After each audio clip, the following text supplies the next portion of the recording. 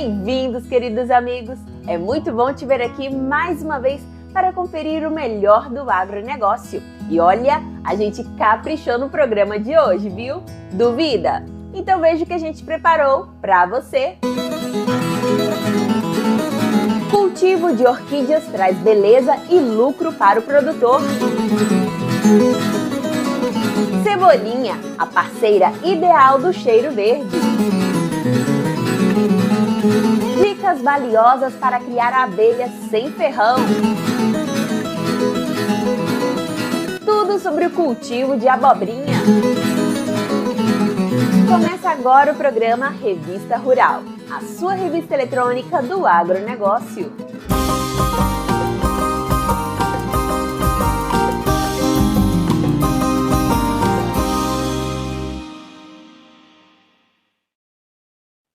Antes de chamar a primeira reportagem, eu queria te pedir uma coisa, tá?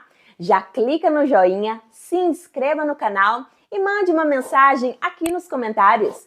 Isso ajuda a gente a fazer um programa cada vez melhor para você. Já clicou? Então vamos lá! As orquídeas embelezam qualquer ambiente. Lindas, elas têm uma legião de fãs e, é claro, consumidores também. Assim, quem se dedica ao cultivo dessas flores não tem do que reclamar.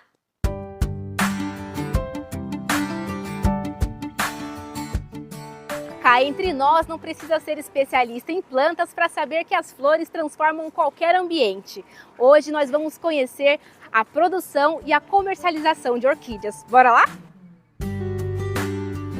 Conhecida como orquídea borboleta, a Phalaenopsis se destaca por estar entre as espécies mais populares do mundo e pela maior durabilidade de suas flores. A cultura de Phalaenopsis ela é baseada em 3 fases. A primeira fase é a fase de crescimento, onde a planta fica a 27 graus e uma umidade mais ou menos de uns 70%. Depois dessa fase, ela vai para uma segunda fase que a gente fala fase de indução, onde a gente dá o choque térmico na planta e ela induz a haste floral. E na terceira fase é a fase de florada, onde a haste vai crescer e os botões vão se desenvolver até ficar maduro. Depois dessa fase a gente faz o tutoramento das plantas e essas plantas vão para o consumidor final. Tem um clima ideal que elas precisam? Cada fase é um clima diferente. Nessa primeira fase, a planta fica sempre a 27 graus e uma umidade mais ou menos de 70%, 75%. Na segunda fase, que é a fase da indução, ela fica já a 20, 21 graus. Ela sofre um choque térmico. E a terceira fase, ela fica mais ou menos a 24 graus. E com relação à luminosidade, elas precisam estar sempre nesse ambiente assim, luminosidade? Tá. Como o início, as plantas elas são mais sensíveis, nessa fase inicial, ela precisa de menos luz e mais umidade. E conforme a planta vai se desenvolvendo e crescendo, a gente vai rustificando ela mais, porque ela está mais capacitada e conforme mais luz, ela cresce mais. Falando em desenvolvimento, a gente precisa do quê? De nutrição para poder acontecer, né? Como que é feita a nutrição com relação à água e também à adubação? Hoje a gente faz toda a fertirrigação via microaspersão. A gente faz a adubação mais ou menos a cada 7 dias e conforme a planta vai crescendo mais, esse ciclo vai diminuindo, porque a planta vai crescendo mais e vai necessitando de mais adubo. A gente consegue ver aqui, essa partezinha branca é um sinal que foi adubada, né? Essa partezinha branca nada mais é do que um cálcio orgânico. O cálcio ele é um nutriente de difícil translocação. E o cálcio orgânico a planta acaba absorvendo melhor. É bom quando você consegue fazer um balanço entre adubo orgânico e adubo químico. Você estava comentando ali sobre as raízes que elas mostram quando está precisando de água, né? Tem que mostrar pra gente? Tem, isso é muito legal. Por exemplo, essa orquídea ela foi irrigada ontem. O Phalaenopsis, no caso, quando ela é irrigada, ela fica sempre totalmente verdinha. E conforme o tempo vai passando, essa raiz ela vai ficando branca. Aqui dá para ver, uma raiz fora do vaso, ela está bem branquinha. Então, quando todas essas raízes estiverem brancas, está na hora de irrigar de novo. E com relação a pragas e doenças, o que vocês fazem para poder estar evitando? Hoje em dia, na cultura de Phalaenopsis, a gente faz tudo com controle biológico. Isso é muito legal, porque são pragas que comem pragas, mas pragas boas que eliminam as pragas ruins da planta. E é outro sinal que a gente tem também aqui através das teias, né? Isso. Aqui dá para ver já que é um ácaro, que ele come uma mosquinha, que é a mosca minadora, que ela vai, na verdade, comer a pontinha da raiz. O Phalaenopsis, ela se desenvolve por esses pontos de raiz. Aqui dá para ver, ó. E se caso a orquídea, como que chama? A mosca, ela comer esse pontinho de raiz, ela vai ter que fazer uma outra raiz, ela vai crescer menos, ou mais devagar, né? Aqui a gente consegue ver uns copinhos que tem a função de combater as moscas, né? Isso. Aqui nada mais esse copinho, ela é uma armadilha, onde a mosquinha, ela é atraída pela cor, e nesse copinho tem uma cola, e aí ela fica grudadinha. E por aqui que a gente controla a quantidade de moscas que tem na cultura. Se tiver muita mosca, a gente joga mais controle biológico. Se tem menos mosca, a gente joga menos controle biológico. E essas mosquinhas também têm preferência pela variedade, né? Isso. Como os seres humanos, toda planta também tem cheiro. Então tem variedades que são mais atrativas para mosquinha. Então a gente já sabe mais ou menos aonde a gente tem que olhar. E de quanto em quanto tempo vocês trocam esse copo? Esse copinho ele fica mais ou menos 4 meses. Trazidas de navio da Holanda até o Brasil, as mudas precisam estar no substrato adequado para se desenvolverem. Bom, nessa fase inicial que a gente viu a mudinha até a segunda fase, que é onde a gente está agora, muita coisa já aconteceu, né? Sim, a planta já se desenvolveu e ela já soltou novas raízes. Depois que ela, de umas 20 semanas, a gente está levando ela para uma segunda estufa, onde a gente tenta rustificar um pouco mais essa planta. Trazer ela mais perto do ambiente do consumidor final, para que quando ela chegue na dona de casa, ela dure mais. Esse substrato aqui é diferente do que está aqui no vaso, né? Isso. Esse substrato do plug, ele é feito de fibra de coco e turfa. E o substrato do vaso nada mais é do que fibra de coco com casca de pinos. Da primeira fase para a segunda, a gente já viu aí um aumento de raízes, né? Sim, nessa segunda fase, a planta ela já está bem mais desenvolvida e com folhas bem maiores. E o volume de raiz já é bem mais significativo. Como que a gente sabe que a planta está numa situação saudável? A gente consegue ver se uma orquídea está bem saudável, principalmente pela quantidade de raízes.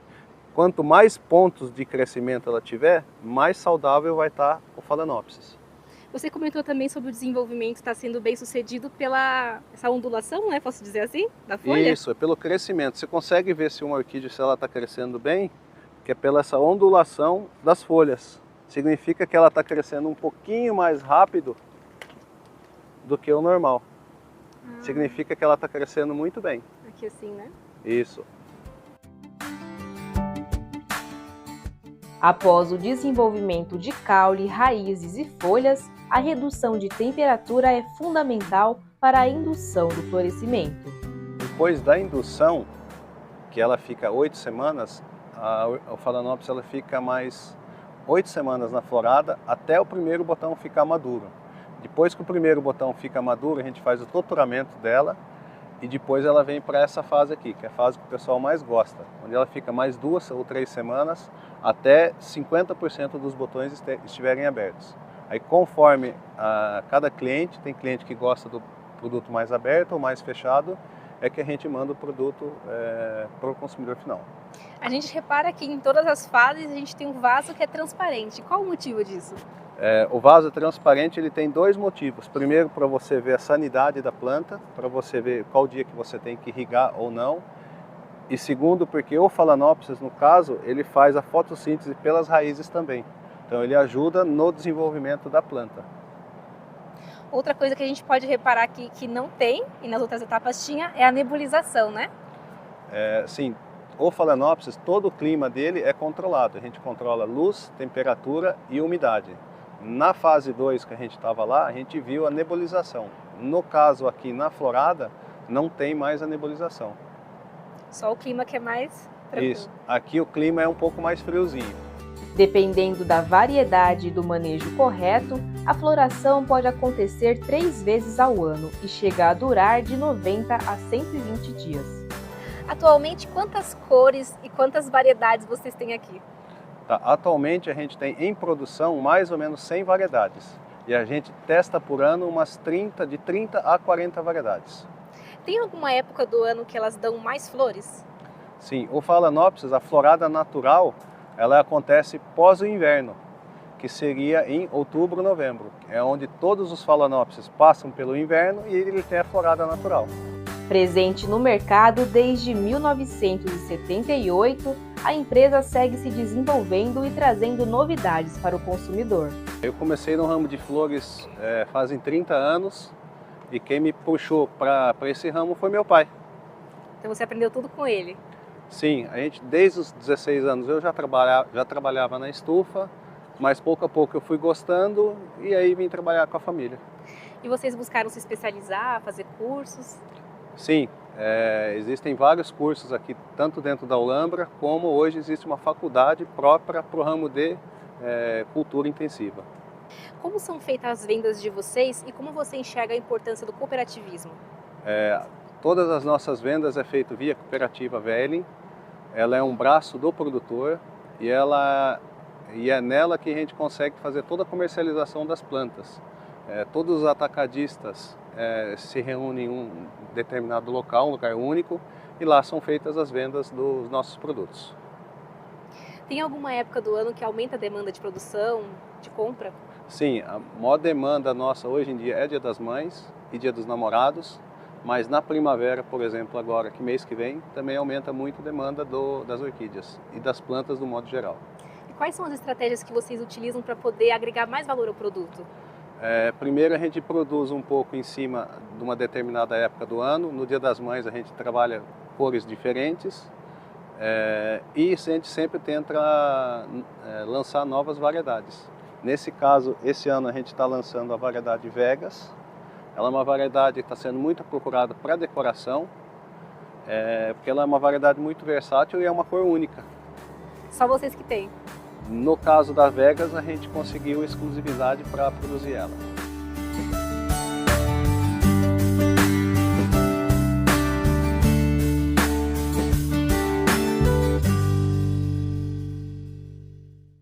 Gostou dessa reportagem? Então não deixe de fazer o seu comentário aqui abaixo. Se quiser, pode sugerir outros assuntos também. Suas ideias são muito bem-vindas e o seu comentário pode ser lido aqui no próximo programa. Não esqueça de dizer seu nome completo e onde você mora. Mande sua mensagem, queremos ouvir você! E queremos agradecer as mensagens de carinho dos nossos espectadores. Carlos Silva, Cassiano Moreira, Alexandre Fernandes, Nazaré Carvalho, Rogério Marcos Bezerra, José Apolinário, Gera Santos, Elison Maga, Luiz Saideira e Márcio Giacomo Befa. O Geraldo Júnior pediu uma reportagem sobre a criação de Senepol no Mato Grosso do Sul. É uma raça que vem ganhando muita importância no cruzamento com o zebu. Gostamos da ideia, viu? O Francisco Viana, de Fortaleza, Ceará, disse que está ajudando a divulgar nosso programa nos grupos de WhatsApp. Valeu pela força! É muito importante esse apoio, viu? O Dalson Lima, de São Gonçalo do Amarante, no Ceará, pediu uma reportagem sobre o BRS Curumim. Dalson, a gente já fez, viu? E não faz muito tempo não. Dá uma olhada no nosso canal que você vai gostar. E continuem mandando suas mensagens, é muito importante pra gente. Parceira fiel da salsinha em qualquer maço de tempero, a cebolinha é rústica, fácil de produzir e tem mercado certo.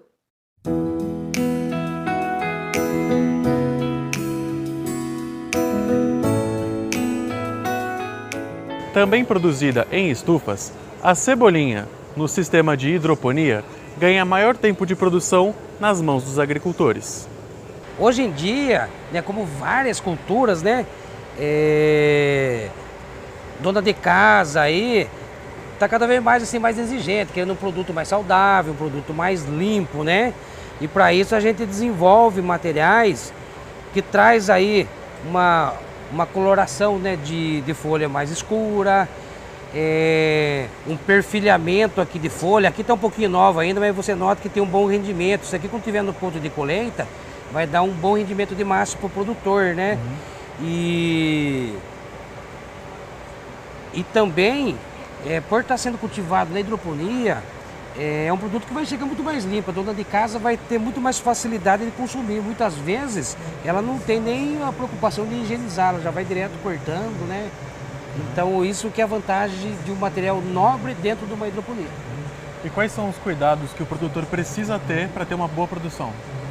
Se a gente falar de hidroponia, o principal cuidado dele é escolher a variedade certa, né? Como ele tem, né, um cultivo dentro, vou falar assim, de um alto investimento de tecnologia, que tem uma estrutura de estufa, tem uma estrutura, né, vamos falar de bancada, de perfil, então vale a pena ele escolher materiais mais nobres, materiais que têm aí qualidade de folha, qualidade de raiz, materiais que aguentam mais doença, que tem a parede da folha mais grossa. Isso faz com que aquelas épocas de oscilações de temperatura não entre doença, ou não quebra também muito fácil, né? Porque não adianta ele ter uma estrutura dessa e comprar um material muito antigo, muito convencional, que ele não vai conseguir entregar um produto diferenciado. Tem alguma necessidade maior de estar em uma região específica ou a hidroponia aceita qualquer região? Hidroponia facilita nesse sentido, né? Produtores hoje conseguem produzir aí nos 4 cantos do Brasil aí através de hidroponia, né? Regiões mais frias, ela consegue controlar a temperatura para ficar um pouco mais amena. Vamos pegar em regiões, né, vamos falar do Nordeste, que lá a temperatura é mais quente, né? Então ele consegue controlar também a temperatura para ficar um pouquinho mais fresco. E quem é que vai até o produtor atrás desse produto, procurar a cebolinha? A cebolinha hoje ela tem um mercado gigantesco, né? Cebolinha, vamos falar assim, toda dona de casa, vamos falar, desde que a gente era criança, a gente sempre viu a mãe da gente colocar uma cebolinha numa salada, vai fazer uma sopa, tem cebolinha, né? Em tudo. Então hoje, um produtor que produz produto aí de cinturão verde, que produz maçarias, ele atende sacolão, consome cebolinha, ele atende supermercado, ele atende feirante, tem muitos deles já meio especializado para atender direto um chefe de cozinha. E, vamos falar, em todo esse leque aí a cebolinha vai estar presente. E falando em custo-benefício, qual o tamanho do investimento que o produtor precisa ter para poder plantar nesse sistema? O produtor, quando ele constrói aí uma estrutura, uma hidroponia, ele está pensando em várias culturas, né? Ele pensa no alface, ele pensa numa rúcula, ele pensa no espinafre, né? Ele pensa também em ervas, né? E a cebolinha vai ser um produto que ele vai agregar dentro daquele portfólio que ele vai produzir, né? Então, se o produtor construir uma hidroponia, já vai estar preparado para colocar a cebolinha ali, que não vai precisar ter um investimento acima por causa da cebolinha. Ela vai se enquadrar naquela estrutura dele.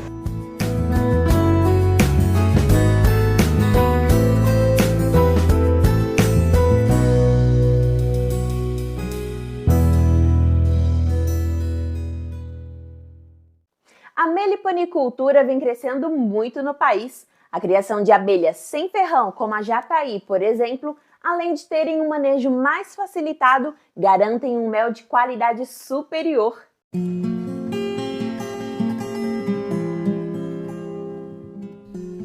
Mais de 250 espécies de abelhas sem ferrão estão espalhadas pelo Brasil, ajudando a manter a biodiversidade, além, claro, de produzir mel.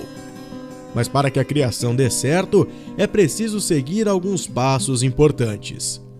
Uma especialista no assunto dá dicas preciosas para os produtores. E a primeira delas é sobre as ferramentas necessárias para realizar este trabalho, como por exemplo o formão, a espátula e uma faca comum, daquelas de cozinha. Nós temos que construir um sugador de insetos. Isso aqui é basicamente feito com copinho de requeijão. Qualquer copinho que seja firme, né, de plástico firme, é interessante. A gente fura com um prego quente a tampinha, 2 furos, né? E nós vamos ter então comprar essas mangueirinhas de silicone que sejam mais ou menos flexíveis, mas não tão moles, né? E o diâmetro é importante que seja de acordo com o tamanho da abelha, não pode ser muito grande e nem muito pequeno. E aí nós colocamos aqui as 2 mangueiras, né? Uma delas vai ficar livre e a outra vai ter que ter então uma redinha presa com arame ou fita crepe, para que a gente, na hora de sugar as abelhas, não sugue as abelhas. Então isso é uma coisa bem artesanal, bem simples e fácil de fazer. As caixas são peças-chave na criação. É preciso prestar atenção em alguns pontos, como escolher bem o tipo de madeira e manter sua espessura entre 1,5 cm e 2 cm, dando estabilidade térmica para as abelhas. Existem vários tipos de caixa para abelha sem ferrão e uma coisa que é comum a todas elas é que precisa ser madeira boa, ou seja, uma madeira de qualidade que vá ter uma durabilidade. E uma coisa importante também é que seja madeira seca, porque se nós utilizarmos madeira que ainda é verde, ela pode empenar e estragar. Então isso vai ter um problema, porque a gente vai ter que trocar os ninhos das abelhas frequentemente. Isso não é adequado para a manutenção das caixas, para a manutenção das abelhas, das colônias. Então nós temos vários tipos, eu vou mostrar alguns tipos aqui, né? Esse é um modelo chamado modelo baiano, que é um retângulo, tem uma tampa, né? E aqui o interior da caixa, né? Que dá para ver então que é uma caixa bem simples, unida com cola atóxica ou então com pregos, né? Bem simples de construir, muitas vezes pessoas que têm habilidade com marcenaria constroem isso facilmente. É importante não deixar frestas muito grandes, porque isso aqui pode facilitar a entrada de inimigos naturais, como por exemplo formigas. Então esse é um modelo, né? O modelo baiano, que é bastante simples. Existem outros que são caixinhas quadradas, né? Com uma base, que isso aqui é chamado de melgueira, né? Onde as abelhas vão construir os potes de mel e aqui embaixo vai ficar o favo de cria. Dependendo da quantidade, né, de potes, pode-se colocar mais uma outra melgueira. E aí a tampa. Um outro tipo de caixa quadrada bastante simples é esse aqui, né? Que é então para pendurar em alpendres e locais assim que as pessoas gostam de manter. Mas um cuidado que se tem que ter é que na hora de retirar, né, a caixa se precisa sempre manter na mesma posição para não haver aquele problema, o estrago, né, das células de cria, né, das larvas ou dos ovinhos no momento de virar o favo. Essa é uma caixa intermediária, né, não é nem longa como aquela outra, mas também é modelo baiano, né? Tem uma alteração no tamanho, mas é mais ou menos o mesmo tipo de caixa. E nós temos aqui uma adaptação do modelo ímpar, que é basicamente um quadrado, né? Essa parte aqui, que é a melgueira, que aqui as abelhas vão colocar então os potes de alimento e por aqui vai crescendo então o favo de cria. E a tampa.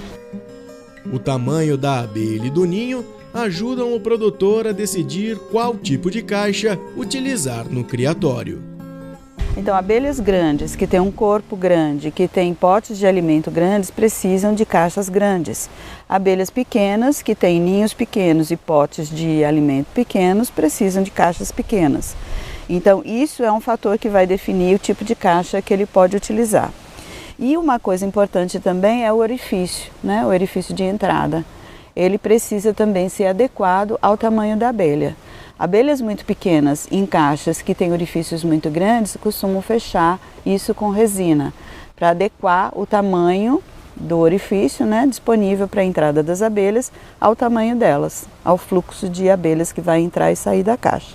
Então isso são detalhes importantes, né, que devem guiar o produtor na hora da escolha das caixas no seu criatório. A coleta do mel é outra etapa da criação e para realizá-la é preciso ter algumas ferramentas que variam de acordo com a quantidade de abelhas que o produtor possui. Se ele tiver poucas colônias, ele pode utilizar seringas, né, para a coleta higiênica do mel. E aí o tamanho da seringa também vai variar em função do tamanho do pote de alimento da abelha, né? Aqui a gente tem uma seringa de 60 para abelhas grandes, né? E a gente coloca aqui uma canulazinha dessas de material hospitalar mesmo, né? Para facilitar a coleta de mel. Vamos supor que esse seja então um pote de mel, né? Um dos cuidados que a gente tem que ter é não encostar no fundo, né? Para pegar cerume. Então a gente vai ter que ir até um ponto, né? Coletar, sugando, né? E armazenar esse mel num recipiente adequado. Também previamente higienizado, pode ser de vidro com tampa, ou então ele pode ser de plástico específico para alimentos, né? Então plásticos atóxicos e livres de contaminantes, específico para alimento. Se o produtor tiver uma quantidade maior de colônias, né, uma grande quantidade, vai facilitar muito esse equipamento aqui, que é um sugador de saliva de dentista mesmo, né? Ele custa ao redor de 200, 300 reais, né? E pode ser muito útil, mas ele precisa de energia, né, para funcionar. Então, a mesma coisa, o mesmo cuidado, vamos supor que esse seja o pote, o mesmo cuidado tem que ser tomado. Encostar até próximo ao fundo, mas sem tocar o cerume. A conservação desse mel tem métodos um pouco diferentes do tradicional. Isso acontece porque ele geralmente tem maior quantidade de água e menor quantidade de açúcar. O primeiro deles seria a conservação na geladeira. A geladeira, que tem uma temperatura de mais ou menos 8 graus, não o congelador, né? A geladeira, mais ou menos entre 4 e 8 graus, ele vai ser conservado durante algum tempo, né? Porque vai impedir, se houver algum tipo de contaminação por bactérias, ele vai impedir que essas bactérias se proliferem. Mas ele não retira as bactérias já previamente existentes. Mas se o mel for produzido segundo as boas práticas, né, que nós mostramos, ele vai ter uma quantidade mínima ou talvez nenhuma bactéria que sirva de contaminação para esse mel. Então, o primeiro método, como eu disse, é a conservação na geladeira, em pote fechado, né, hermeticamente fechado. E se houver qualquer tipo de alteração no odor ou na aparência, com espuma e tal, ele não deve ser consumido, porque aí ele pode estar passando por um processo de fermentação. Um outro método que a gente recomenda é a desumidificação do mel. Então, a retirada de água, a desidratação desse mel, que, como eu disse, costuma ser mais aquoso. Então, como é que a gente faz? A gente coloca em recipientes abertos, né, o mel. Podem ser recipientes maiores, quadrados ou retangulares, e aí abertos, né, que a gente vai ter a superfície do mel exposta. Vai ter que ser feito numa sala fechada e utilizado um equipamento como esse, porque o mel também pode absorver a umidade do ar. Então esse é um desumidificador que retira a umidade do ar e retira também a umidade contida no mel. Então ele é ligado na tomada, né? E ele tem um recipiente aqui atrás que vai recolher então e armazenar a água retirada do ambiente e consequentemente do mel que está exposto. Um outro método é a maturação do mel, que é utilizado muitas vezes em regiões quilombolas do Maranhão. Então ele consiste em pegar esse mel, colocar num recipiente fechado e observar, ele é deixado em temperatura ambiente, observar até que não haja nenhum tipo de formação de espuma. Quando não há mais nenhum tipo de formação de espuma, ele está pronto para ser consumido. A alimentação suplementar é outra ferramenta que o meliponicultor pode utilizar para garantir o bem-estar da colônia. Mas isso só acontece em determinadas situações, como por exemplo, se a colônia está muito fraca, ou então na ausência de pólen e néctar nas flores durante a entre-safra. Existem dois tipos de alimento suplementar, o alimento energético e o alimento proteico. O alimento energético é feito à base de xarope de água e açúcar.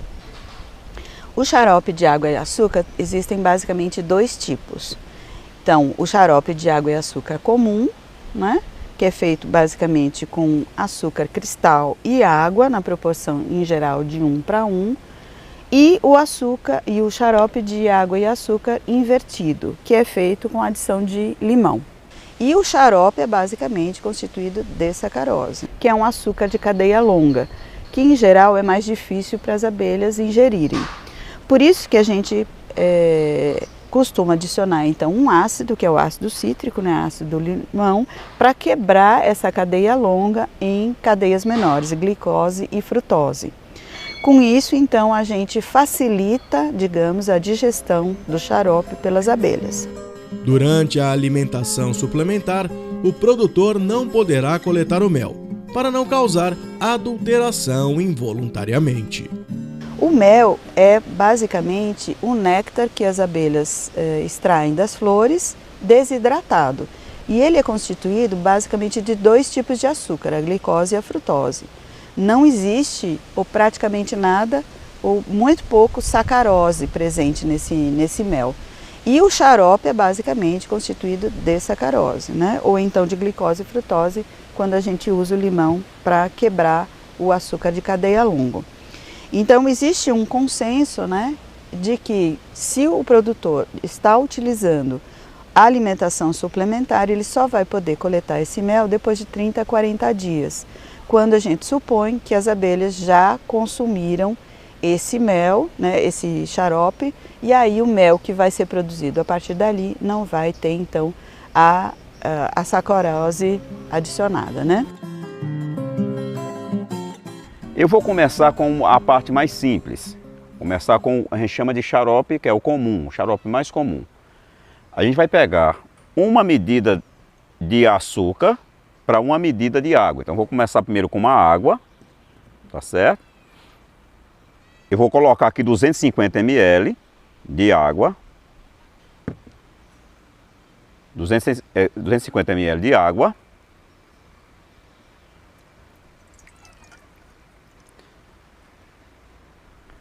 E vou colocar a mesma medida para açúcar, certo? De açúcar.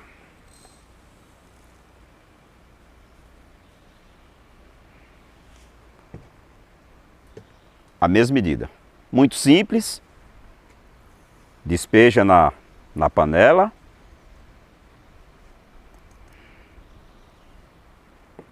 Agora, antes de acender o fogo, tenta dissolver o máximo que você puder, antes de ligar, tá certo? Já começou a ferver, aqui já está fervendo. E qual é o ponto desse xarope? Lembrando que não pode deixar fervendo demais, porque após ele esfriar, ele vai virar, fica assim uma coisa pegajosa.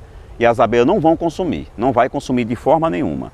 Então aqui já dissolveu o açúcar, então aqui eu já posso tirar, desligar o fogo e posso tirar do fogo. Pronto. Aqui está pronto o xarope, tá?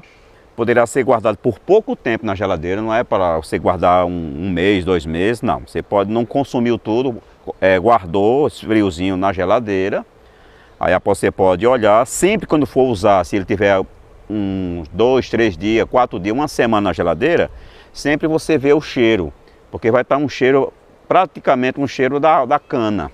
Tá? Se esse xarope tiver com cheiro de cana, não tiver com assim um cheiro de azedo, você pode usar tranquilo nas colônias. Se caso tiver alguma escumando, algum tipo de fungo, você já descarta e faz outro, ok? Mas aqui é falando do ponto, está preparado. Outra parte interessante do xarope, se você então já usa pouco, talvez não usou muito, colocou na geladeira, então antes de você usar novamente, trazer para as colônias consumir, ou deixa um período, tira bem antes da geladeira para ele ficar numa temperatura ambiente, ou então você usa um banho-maria para dar uma esquentadinha, um pouquinho, para que fique em temperatura ambiente se você tiver com pressa. Mas o melhor é chegar cedo e tirar da geladeira. Não pode colocar nem quente para as abelhas consumirem e também não pode colocar frio, gelado, para as abelhas consumirem. Já na suplementação proteica, o criador vai preparar um alimento à base de pólen, que hoje não tem sido a opção mais viável, seja financeiramente ou então na disponibilidade em lojas e mercados. A abelha sem ferrão, ela é um pouquinho diferente da Apis, né? Da abelha italiana, tá? Então aqui é um pólen coletado por elas.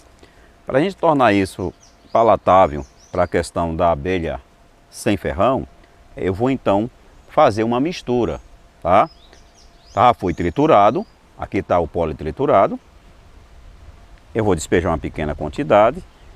E agora o cuidado que você tem que ter é na hora de acrescentar. Lembra daquele xarope? O xarope que foi feito. Eu vou acrescentar um pouco no pólen. Lembrando, se você exagerar na quantidade, ela não vai consumir. Se você botar menos, ela não vai consumir, tá? Então aqui é o segredo para você fazer essa alimentação para ela e ela vier consumir. Vai colocando aos poucos até você perceber que gerou uma massa de pão, uma massa que faz os bolinhos que você então possa colocar nas colônias e ela venha consumir, tá ok? Então, os alimentos estão preparados, né? O produtor precisa observar então a frequência com que ele vai fazer isso e as quantidades. As quantidades, né, vai depender também do tamanho da colônia e do tipo de abelha. Algumas abelhas maiores vão consumir mais, obviamente. Então ele pode colocar, isso aqui é uma tampinha de garrafa PET, né? Pode colocar uma ou duas por colônia e um ou dois desses aqui também, dependendo do tamanho da colônia. A frequência vai ser semanalmente ou quinzenalmente, também dependendo da necessidade. Se acaso as abelhas não consumirem, ele deve retirar e fazer uma nova tentativa, mudando, por exemplo, a concentração do xarope, ou então alterando com outro tipo de pólen. Mas se ainda assim as abelhas não consumirem, isso significa que elas ou não estão precisando ou recusaram aquele alimento que foi fornecido.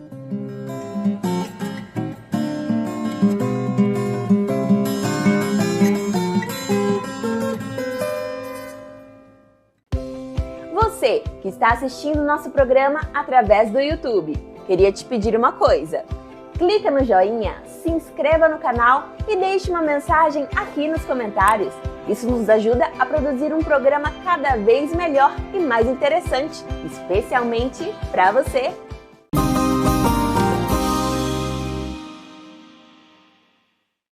A abobrinha é um produto muito consumido no mundo e aqui no nosso país tem lugar de destaque na dieta das pessoas. Seu cultivo não é complicado e pode ser uma boa opção de negócio para o produtor.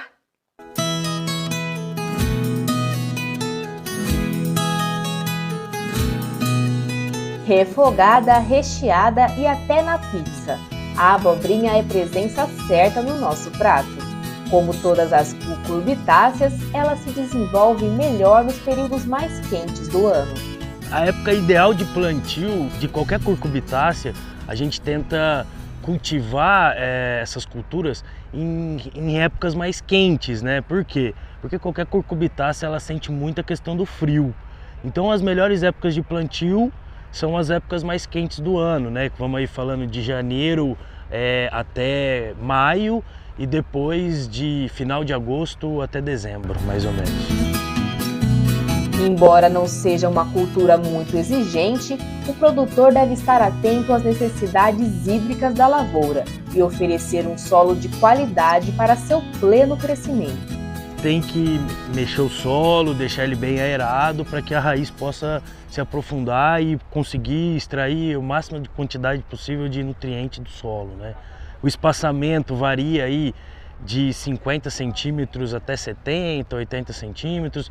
Se você for cultivar numa época um pouco mais fria, dá para você adensar mais. Se você for cultivar mais nas épocas chuvosas, dá para você espaçar mais, então é variável isso aí. Na cultura, você vai evitar a competição por nutriente, então é muito importante você fazer o controle da planta daninha, você fazer uma boa adubação para que você tenha uma planta, né, um abobral, na verdade, que a gente fala, sadio, né, com vigor, com uma boa sanidade de planta, então a adubação hoje é primordial. Hoje a gente tem vários sistemas de irrigação, falando-se a nível Brasil, né, a nível nacional. A gente tem gotejo, como a gente tem aqui, né? Então é uma fita que você estica na linha da abóbora e aquela fita, a cada 20, 30 centímetros, ela tem um furo que aí ela goteja a água durante o período, 1 hora, 2 horas, depende do produtor, então ele vai esticar essa fita e vai deixar gotejando. Tem outras regiões do Brasil que eles fazem por aspersão, então a água vem por cima, né? Ao invés de só molhar a faixa da raiz ou só o solo, a aspersão ela vai molhar em modo geral, na área total, né? O processo de polinização é fundamental para o sucesso da cultura, fazendo com que as abelhas se tornem umas de suas melhores parceiras. A gente depende das abelhinhas, né, para poder fazer a polinização da abobrinha. Então, é muito importante que o produtor não utilize inseticidas que vai agredir ela, ou que ele coloque caixas de abelha em volta do abobral, para que ela possa fazer a função dela, que é polinizar. Mas a abobrinha tem seus inimigos, e a vigilância deve ser grande para evitar a entrada de pragas e doenças. A abobrinha hoje, eu posso dizer que o maior problema, né, é vírus. E o vírus na abobrinha, em qualquer outra cucurbitaceae, é transmitido através de vetores. E quem são esses vetores? Na maioria deles são tripes e pulgões. Então é muito interessante o produtor ter um manejo certo para esse tipo de inseto. Mas hoje a gente conta, né, com materiais, com híbridos, com resistência a vírus. Assim como a flora que você está acompanhando aqui, é um material que a gente conseguiu introduzir a questão da resistência a vírus na planta. Então é um conforto maior para o produtor na questão de manejo com o vírus, entendeu? Por ser um produto frágil, a abobrinha merece cuidado e uma certa delicadeza na hora da colheita. A abobrinha é um fruto sensível, então eu acho que a partir do momento que você colhe, o interessante é você fazer uma boa colheita com o maior cuidado possível para colocar na caixa, encaixar e levar para o seu consumidor final. Então nesse processo todo, quanto mais cuidado você tiver, melhor é, porque realmente ela é um fruto sensível, tem muita água, então ela marca fácil. Do semeio até o início da colheita, gira em torno de 40 a 45 dias para você começar a colher os primeiros frutos. É uma cultura que não é muito cara para se produzir, né? Então, assim, vamos falar aí em torno dos seus, vou chutar mais ou menos, mas creio aí, a gente fala muito não em hectare, mas a gente fala em plantas, né? Então a gente faz o cálculo por 1000 plantas. Vamos chutar aí de 3 a 4 mil reais aí para cada 1000 plantas. Entre adubação, o manejo com fungicida, com inseticida e até mesmo a colheita. Qual seria a média de colheita assim? Varia muito de região para região e de época para época, né? Vamos falar de verão, que é mais favorável para a produção. Parte de 180, 200 caixas por 1000 planta, até 400, 500 caixas por 1000 planta. Isso vai variar muito de região e também de clima, condição da lavoura, isso tudo influencia bastante. Mas poder produtivo tem bastante.